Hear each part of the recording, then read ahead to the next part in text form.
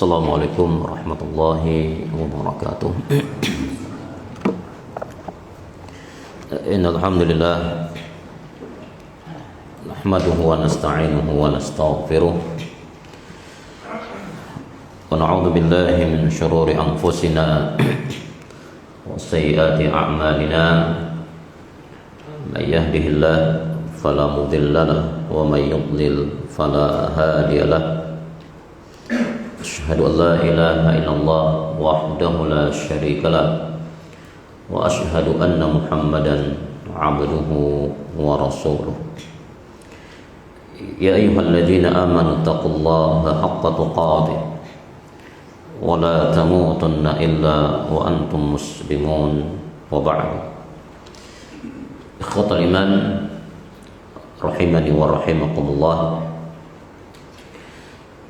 Alhamdulillah, kita bersyukur kepada Allah Tabaraka wa Ta'ala. Pada malam hari ini kita kembali dimudahkan untuk berhadir di majelis ilmu yang mulia ini. Kita kembali bisa melanjutkan kajian rutin kita dengan kitab Intisari Aqidah Ahli Sunnah wal Jamaah sebagai upaya dan usaha kita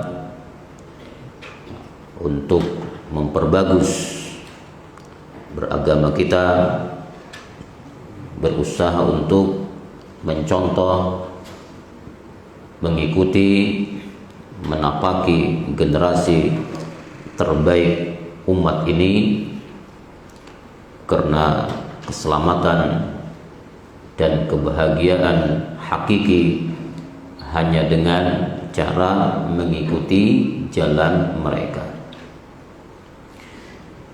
Tidak ada cara dan jalan yang benar untuk menggapai ridha Allah Subhanahu wa Ta'ala kecuali berjalan di atas jalan yang telah ditempuh Nabi kita sallallahu alaihi wasallam dan sahabat-sahabat beliau sallallahu alaihi wasallam.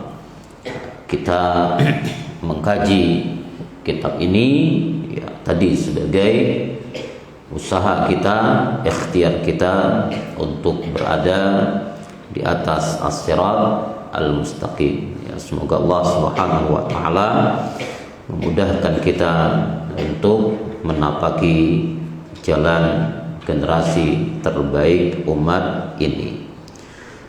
Salam dan salam kita sampaikan kepada Nabi kita yang mulia Muhammad sallallahu alaihi wasallam, kepada keluarga beliau, sahabat-sahabat beliau, dan kepada umatnya yang istiqamah meniti langkah beliau ila yaumil qiyamah. Pada pertemuan terakhir kita baru membahas tentang makna as-sunnah. Hari itu kita sudah jelaskan makna as-sunnah secara bahasa ya, sebagaimana dijelaskan para ulama. As-sunnah ay at-tariqah. Ya, sunnah itu secara bahasa artinya jalan, metode ya. Dan yang namanya at-tariqah, yang namanya jalan itu ada yang baik dan ada yang buruk. Nah, ini secara bahasa.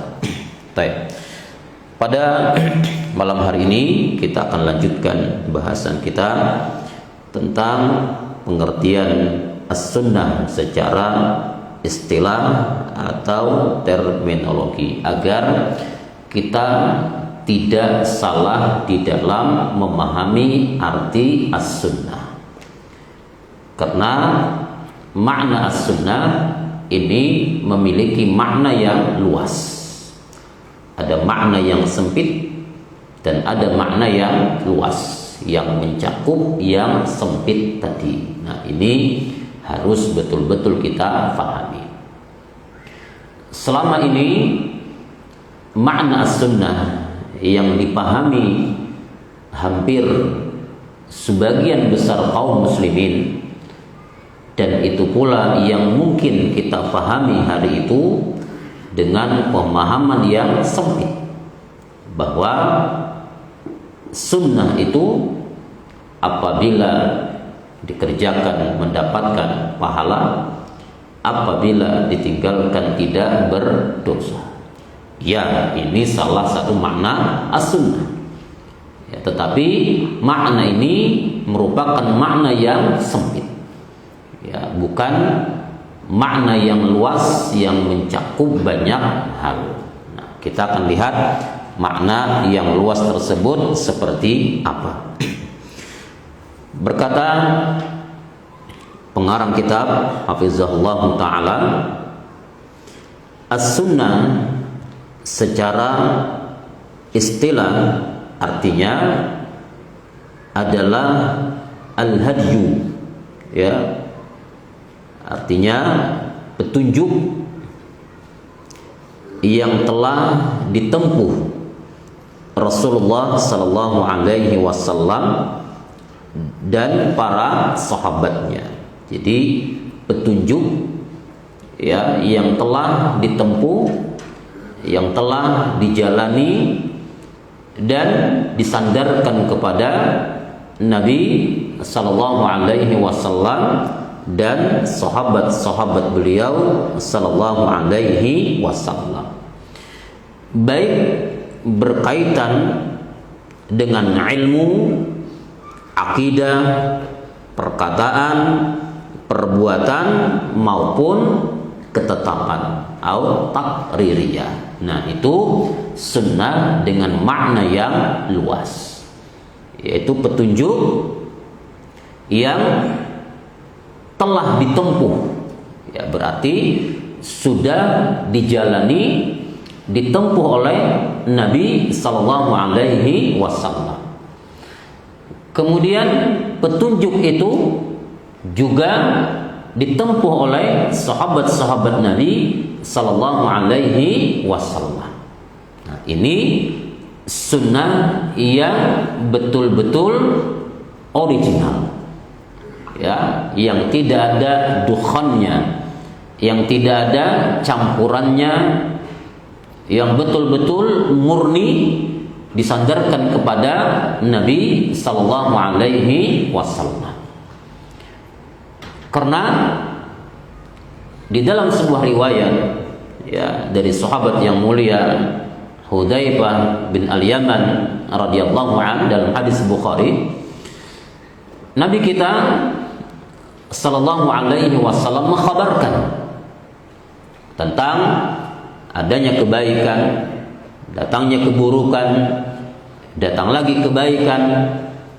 Namun kebaikan yang datang tersebut sudah tidak original lagi, sudah tidak murni lagi, tetapi kebaikan yang di situ telah bercampur dengan keburukan.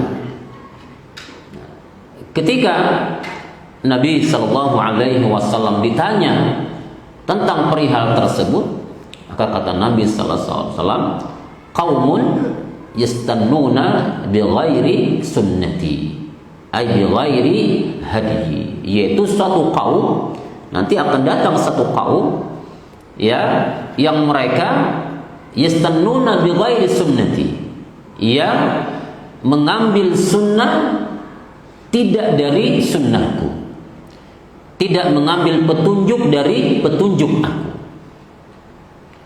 Artinya apa? Sudah banyak campurannya. Sudah banyak campurannya. Sudah terkontaminasi. Nah, adapun sunnah yang diinginkan adalah, ya, secara ilmu, akidah, ucapan, perbuatan, kemudian takririyah, itu semua disandarkan kepada Nabi Sallallahu Alaihi Wasallam. Contoh misal masalah ketetapan, ya, yang perlu kita pahami semua bahwa syariat yang mulia ini telah sempurna. Itu poin yang harus kita tanamkan dengan baik. Allah sudah mengatakan al-yauma akmaltu lakum dinakum, sempurna. Ketika kita berbicara bahwa Islam agama yang sempurna, maka tidak ada perkara yang halal melainkan telah dihalalkan Nabi sallallahu alaihi wasallam. Tidak ada perkara yang haram kecuali semua telah diharamkan Nabi sallallahu alaihi wasallam. Itu namanya sempurna. Tidak berhajat kepada syariat-syariat yang lain. Nah, hari ini muncul takririyah baru setelah sempurnanya Islam.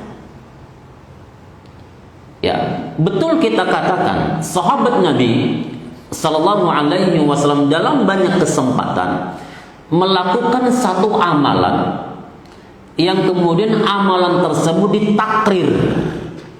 Apa artinya? Ditetapkan, dilegalkan Nabi sallallahu alaihi wasallam. Contoh misal, ketika sholat subuh, ya, setelah usai sholat subuh, Nabi kita berkata, aku tadi mendengar ada seseorang yang membaca, ya, setelah membaca Rabbana walakal hamdu hamdan katsiran tayyiban mubarakan fi. Nabi mendengar ada sahabat yang membaca zikir ini, tasbih ini. Kata Nabi sallallahu alaihi wasallam, saya membaca ini. Sahabat mengangkat tangan.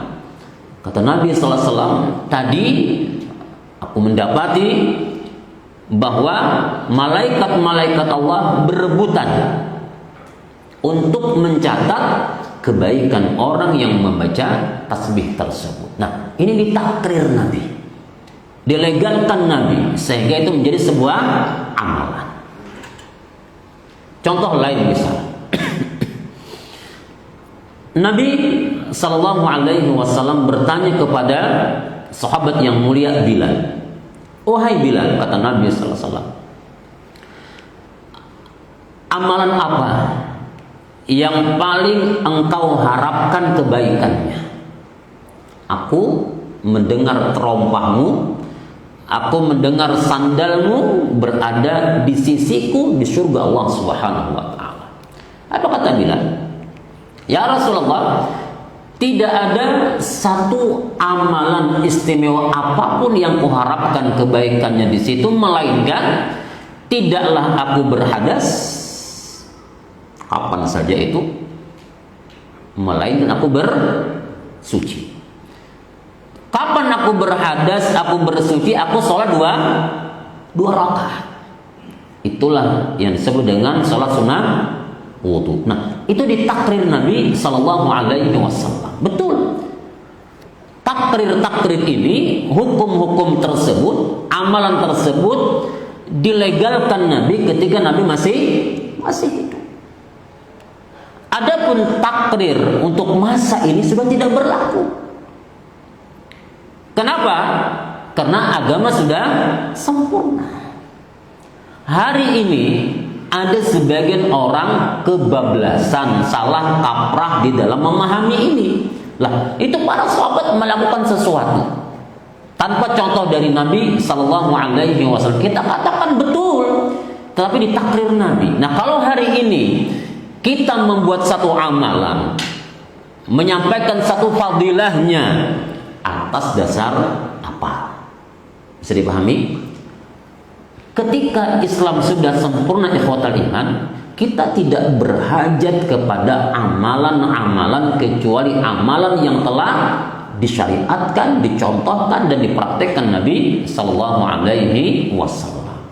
Jadi ada sebagian orang membuat hal-hal baru di dalam Islam dengan dalil apa? Takririyah. Lah, ketika Anda mentakrir, Anda siapa? Anda siapa? Apakah dengan gelar Anda seorang syekh misalnya, seorang habib misalnya, seorang kiai misalnya, punya hakkah untuk membuat sebuah hukum baru? Tidak bisa ya tadi. Ya, muncul salawat-salawat baru misalnya, muncul ritual-ritual baru dengan jumlah-jumlah tertentu misalnya. Pertanyaannya, atas dasar apa? Anehnya lagi terkadang itu muncul dari mimpi. Ini persoalan ikhwatal iman. Kalau semua orang boleh membuat hal seperti itu, maka akan muncullah apa yang disampaikan Nabi tadi, qaumun yastannuna bi ghairi sunnati, ya, satu kaum yang mereka tidak mengambil sunnahku. Nah, ikhwatal iman, jadi as-sunnah adalah apa yang telah ditempuh Nabi Sallallahu Alaihi Wasallam dan sahabat-sahabat beliau, ilman wa i'tiqadan wa qawlan wa fi'lan wa taqririyan. Nah, itu as-sunnah dalam makna umum. Itu yang mesti kita ikuti. Ya, itu yang mesti kita ikuti. Inilah jalan yang benar. Ya, cakupannya sangat luas, sangat luas. Nah, ini makna as-sunnah. As-sunnah juga digunakan untuk menyebut sunnah-sunnah yang berhubungan dengan ibadah dan akidah. Ya, jadi sunnah itu ikhwatal iman. Ya, ada yang konsekuensinya memang mustahab, dianjurkan dalam hal ibadah. Sunnah tersebut terkadang berkonsekuensi sebuah kewajiban. Ya, ketika Nabi kita mengatakan, ya gulam kul biyaminik, ini sunnah betul, ini petunjuk Nabi. Kata Nabi sallallahu alaihi wasallam, wahai anak kecil, makanlah engkau dengan tangan kanan. Ini sunnah Nabi, petunjuk Nabi. Tetapi apakah maknanya mustahab? Tidak, ini hukumnya wajib ya ikhwatal iman. Yang namanya makan dengan tangan kanan, ya, ini petunjuk Nabi, ini sunnah Nabi. Tetapi hukumnya apa? Lil wujub, untuk wajib. Oh, tidak boleh kita mengatakan makan dengan tangan kanan sunnah wajar. Oh, tidak ya ikhwatal iman. Sunnah yang dimaksudkan itu apa? Petunjuk Nabi. Ya, adapun hukumnya apa? Wajib. Makanya kata Nabi, kul biyaminik. Ya gulam, samillah wa kul biyaminik. Ucapkan bismillah, kemudian makanlah dengan tangan kananmu. Ya. Baik. Kemudian lawan kata sunnah adalah bid'ah. Wah, makanya sebagian orang yang gemar melakukan kebid'ahan itu sangat berat telinganya ketika mendengar ada ungkapan-ungkapan sunnah, ustadz sunnah, kajian sunnah, buku-buku sunnah. Ya, maksudnya apa? Yang kita maksudkan dari kata sunnah sini apa? Kemakna yang istilah tadi, petunjuk Nabi Sallallahu Alaihi Wasallam. Jadi lawannya sunnah adalah bid'ah. Ya, makanya yang namanya bid'ah itu sekecil apapun bentuknya, sebanyak apapun orang yang mengerjakannya, hukumnya tetap dhalal. Ya, hukumnya apa? Sesat. Karena menyelisih petunjuk Nabi Sallallahu Alaihi Wasallam. Dan yang namanya kesesatan itu tidak mungkin bercampur dengan kebaikan. ikhwatal iman. Coba kita buka sebentar kepala kita. Yang namanya kebid'ahan, ya, Nabi kita mengatakan dengan tegas, kullu bid'atin dhalalah. Setiap perkara yang baru dalam urusan agama, pahami dengan baik, ya, jangan dipahami dengan nafsu, bahwa yang dimaksudkan dengan kullu bid'atin dhalalah adalah dalam urusan-urusan agama, dalam urusan ibadah, bukan dalam urusan dunia, ikhwatal iman. Itu Nabi katakan apa? Kullu bid'atin dhalalah. Nah, semua yang dhalalah, pertanyaannya, mungkin gak bisa bercampur dengan hasanah? Gak mungkin. Yang namanya kebaikan sampai kapanpun tidak akan mungkin bercampur dengan keburukan, ikhwatal iman. Tidak akan mungkin. Ya, makanya ketika ada ungkapan bid'ah hasanah, ini tidak nyambung banget. Bid'ah yang baik, tidak nyambung. Sangat tidak nyambung. Ya, makanya pastikan saja, yang namanya keburukan tidak akan mungkin bercampur dengan kebaikan. Yang namanya kebaikan tidak akan mungkin bercampur dengan keburukan sampai kapanpun. Sampai kapanpun.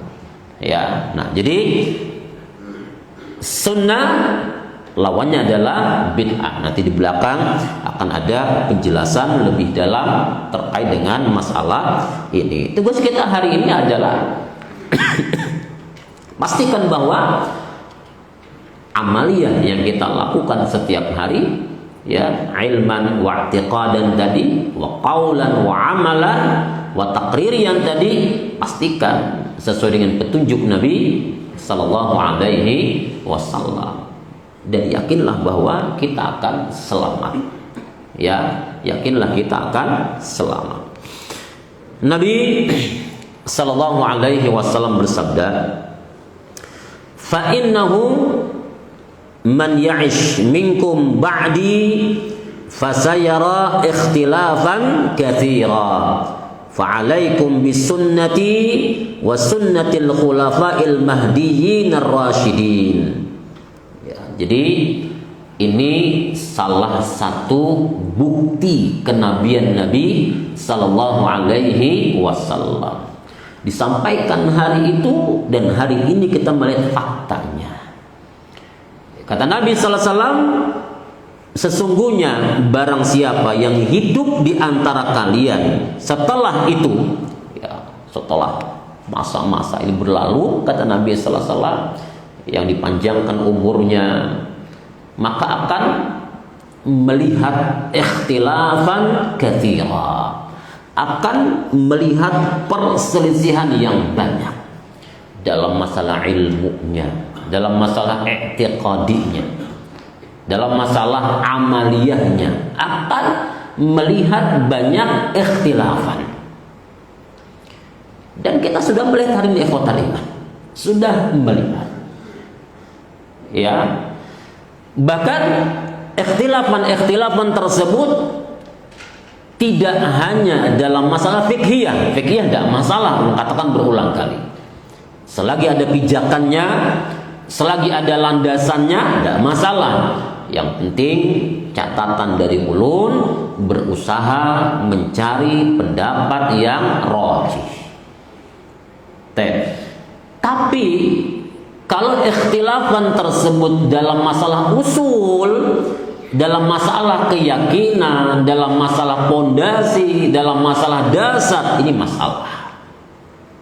Ini masalah. Hari itu contoh misal, kita sepakat sudah Al-Quran, As-Sunnah itu menjelaskan tentang keutamaan kota Madinah dan kota Makkah. Tidak ada kota yang lebih mulia dari dua kota ini. Tidak ada tempat yang lebih mulia dari dua tempat ini. Tidak ada ikhwatal iman. Ya.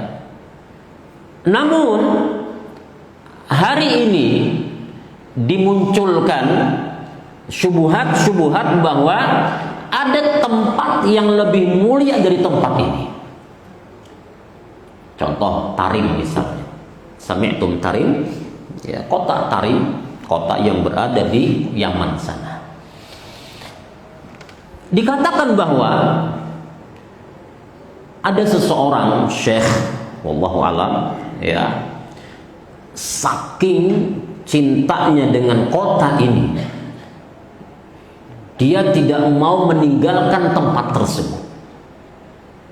Ya, bahkan orang ini juga tidak mau melaksanakan ibadah haji dan ibadah umrah. Apa sebab? Tempat ini lebih mulia. Coba lihat. Ya, hal seperti ini ikhwatal iman ingin melontarkan syubhat, ya, agar orang berpaling dari dua kota yang mulia ini. Padahal begitu banyak hadis-hadis Nabi Sallallahu Alaihi Wasallam yang menjelaskan tentang kebaikan dua kota tersebut. Ya, jadi banyak. Makanya kita mengatakan apa? Fasayara ikhtilafan katsira. Terlepas perbedaan yang banyak, terlepas syubhat yang banyak, Nabi kita memberikan makhrajnya, ya, memberikan jalan keluarnya, menyampaikan solusinya. Apa itu? Fa'alaikum bisunnati. Ya, ikhtilafan ada di hadapan mata kita. Buka media, muncul berbagai macam ikhtilafan. Bagaimana orang hari ini berupaya untuk melegalkan hal-hal yang tidak diperintahkan Nabi Sallallahu Alaihi Wasallam. Diupayakan ikhwatal iman. Itu di hadapan kita, yang menyampaikan orang-orang yang kesohor, yang namanya disebut-sebut, ada di hadapan mata kita, ada di sekeliling kita. Abaikan itu semua. Fa'alaikum bisunnati. Yang ingin selamat, kembalilah kepada sunnah Nabi Sallallahu Alaihi Wasallam. Selamat sudah. Walaupun Anda, kita sendirian, tidak ada masalah. Kalau saya sampaikan, tidak ada masalah. Besok kita mati sendirian, dikubur sendirian, menghadap kepada Allah sendirian. Ya, kalau kita beribadah, kita beragama, mengikuti orang banyak, tidak nyaman dengan orang banyak, kita tidak akan selamat ikhwatal iman. Kita tidak akan selamat. Ya, ini adalah solusi ditawarkan Nabi Sallallahu Alaihi Wasallam. Bagaimanapun khilafnya, bagaimanapun kerusakannya, alaikum bisunnati. Selesai. Kembali kepada petunjuk Nabi Sallallahu Alaihi Wasallam. Walaupun bermunculan amalan A, amalan B, fadilah A, fadilah B, abaikan. Kembali kepada apa yang dicontohkan Nabi Sallallahu Alaihi Wasallam. Yang namanya sholat A sampai Z, sallu kama ra'aitumuni usolli, selesai. Sederhana sebetulnya ikhwatal iman.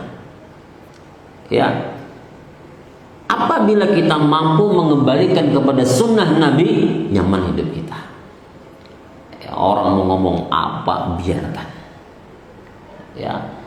Yang kedua, wasunnatil khulafa'ir rasyidin al-mahdiyyin. Yang kedua apa? Dengan sunnahnya khulafa'ir rasyidin al-mahdiyyin. Ya, yaitu sunnahnya Abu Bakar, Umar, Uthman, Ali radhiyallahu anhum ajma'in. Karena mereka orang-orang mulia. Ya. Dan sambungan hadis ini Kata Nabi sallallahu alaihi wasallam, tidak sekedar berpegang, tidak. Addu, kata Nabi, gigit dengan geraham kalian. Kalau kita pegang, itu mungkin masih bisa lepas. Tapi kalau sudah kita gigit dengan geraham kita, ya, orang ngomong apa, kalau udah kita gigit dengan geraham kita, kuat insya Allah. Makanya kata Hudzaifah bin Al-Yaman, ya Rasulullah, apa nasihatmu kepada aku ketika aku mendapati masa itu?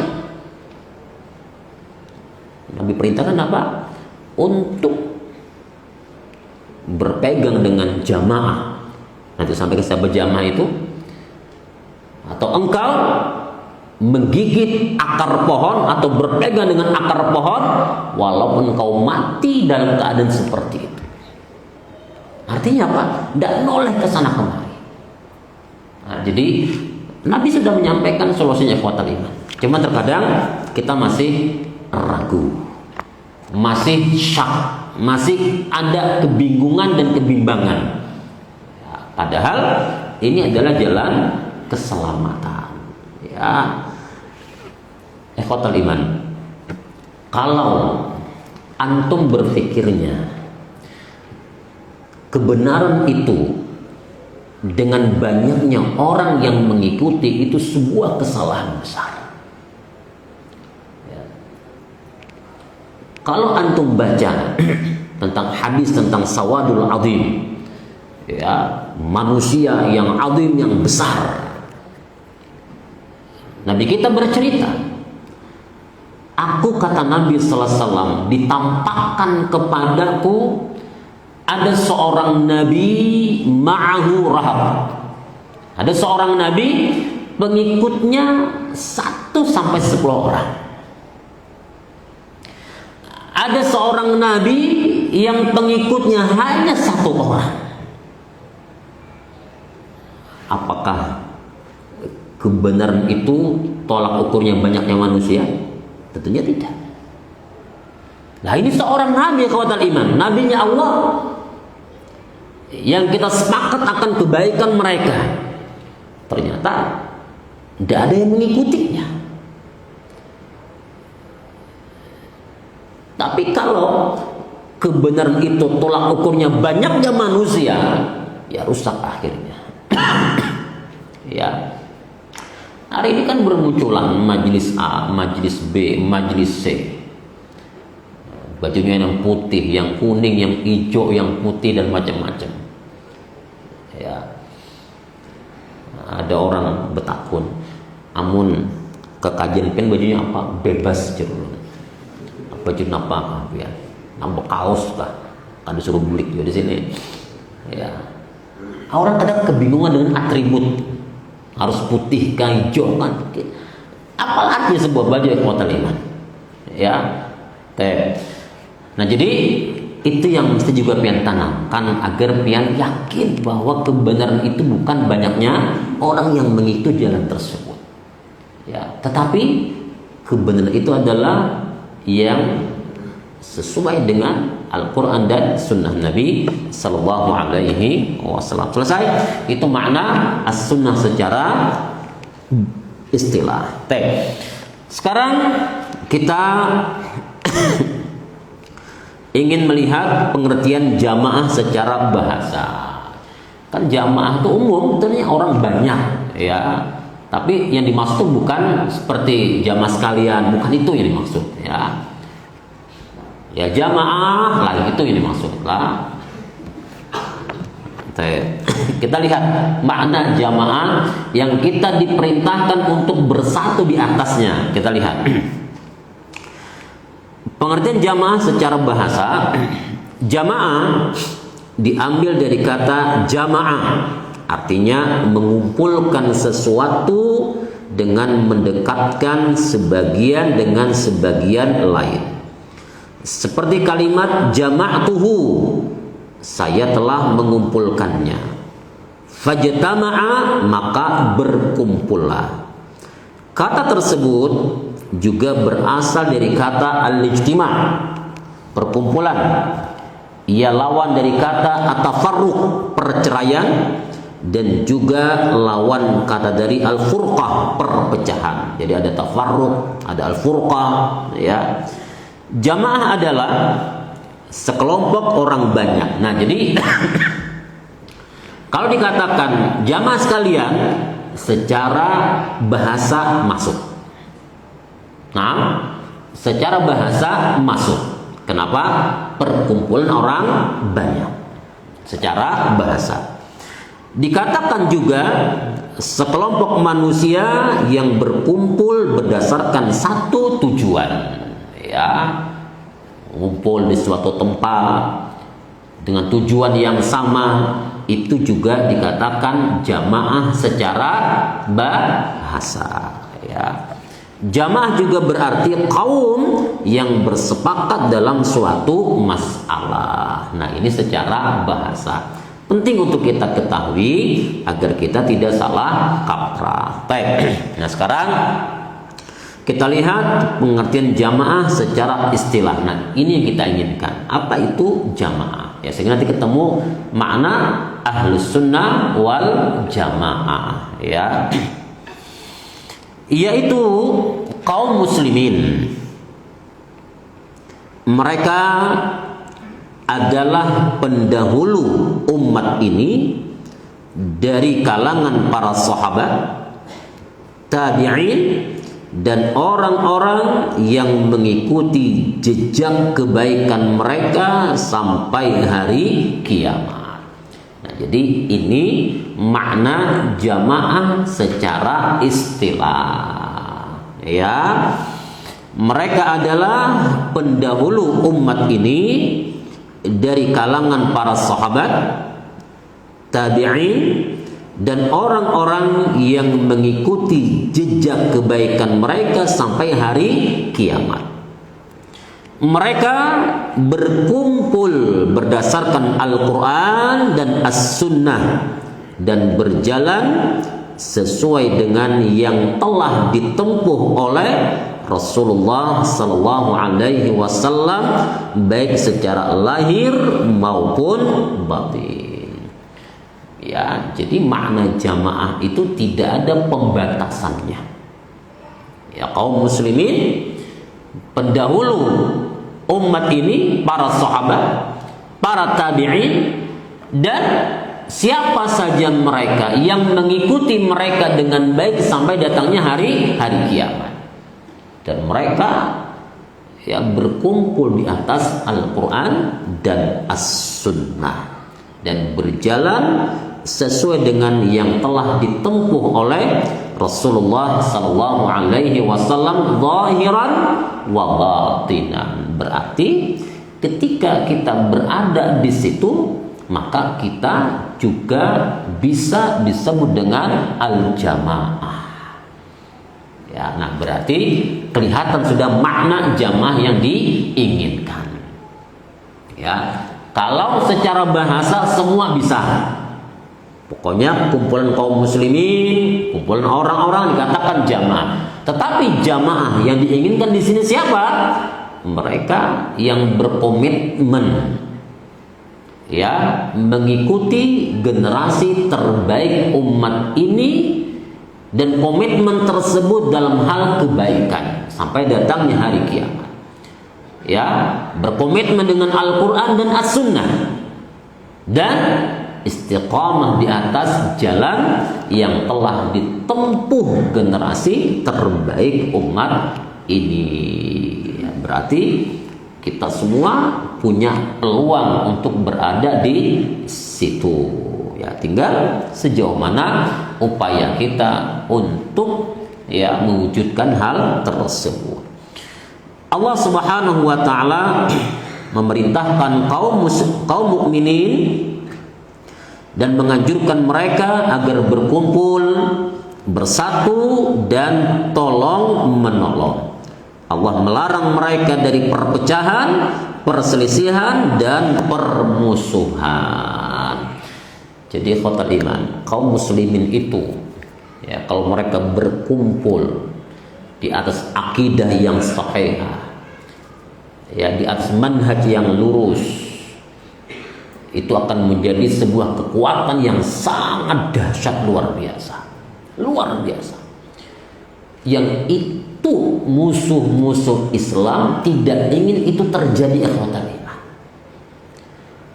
Mereka berusaha untuk apa? Mengadu domba kaum muslimin. Mereka menginginkan kaum muslimin berpecah belah, bercerai-berai, itu maunya mereka. Allah perintahkan kita untuk apa? Untuk bersatu, ikhwatal iman. Masalah beda dalam fikhiyah itu enggak masalah. Katakan kembali, itu juga bukan pernah terjadi di zaman Nabi SAW, para sahabat Nabi. Ya, tetapi kita inginkan adalah adanya ittihad dalam hal al-i'tiqad, manhaj. Dan apabila itu terjadi, katakan tadi, akan menjadi sebuah kekuatan yang sangat besar, kekuatan yang sangat dahsyat. Ya, dan katakan kembali, itu yang musuh-musuh Islam tidak ingin terjadi. Mereka akhirnya apa? Menyematkan gelar-gelar buruk dengan manhaj ini, dengan dakwah ini, agar apa? Orang lari dari dakwah yang mulia ini. Coba sekarang kita kaji, ikhwatal iman, ya, yang namanya dakwah tauhid. Silahkan kita baca kembali buku kita, ya, Al-Mulakhas bi Syarhi Kitab Tauhid. Dari awal sampai akhir, itulah dakwahnya Nabi Sallallahu Alaihi Wasallam. Pihan lagi itu, ya. Tujuannya satu, mengajak manusia untuk beribadah kepada Allah dan menjauhkan kesyirikan. Itu dakwahnya para anbiya. Coba sekarang kita buka kepala kita, di mana salahnya? Ayo, di mana salahnya? Ketika kita mengingkari kuburiyin misalnya, iya, karena yang namanya mendatangi kubur untuk tujuan-tujuan tertentu ini berbahaya. Bisa merusak akidah, mengurangi kesempurnaan tauhid, bahkan bisa membatalkannya, ikhwatal iman. Ketika meminta sesuatu kepada zat yang tidak bisa mendatangkan apa yang kita minta, itu kesyirikan, ikhwatal iman. Itulah dakwahnya Nabi SAW, dakwahnya para anbiya.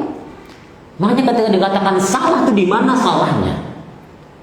Tapi mereka berusaha untuk menyusupkan pemahaman yang begitu mengerikan dalam dakwah ini, agar apa? Orang takut. Nah, itu testimoni yang ada ketika mereka mencoba datang mau mendengarkan, kami tidak mendapati di mana kesalahannya. Bahkan yang mereka sampaikan itu benar. Nah, karena takut itulah jadi buat berbagai macam cara. Sekarang ada lagi situs mengumpulkan pondok-pondok Wahabi. Hati-hati. Ya. Dan kita belum masuk, alhamdulillah, ya. Orang mencoba ditanamkan itu agar orang lari karena takut. Karena takut. Ya, udah. Ada Bapak, kita kada perlu laju-laju. Yang penting kita dapat. Ya, kita mengaji ini bukan nak melaju-laju. Yang penting isinya dapat, dan semakin kokoh pemahaman kita akan manhaj yang mulia ini. Barakallahu fikum wa jazakumullahu khairan. Subhanakallahumma bihamdika asyhadu an la ilaha illa anta astaghfiruka wa atubu ilaik. Assalamualaikum warahmatullahi wabarakatuh.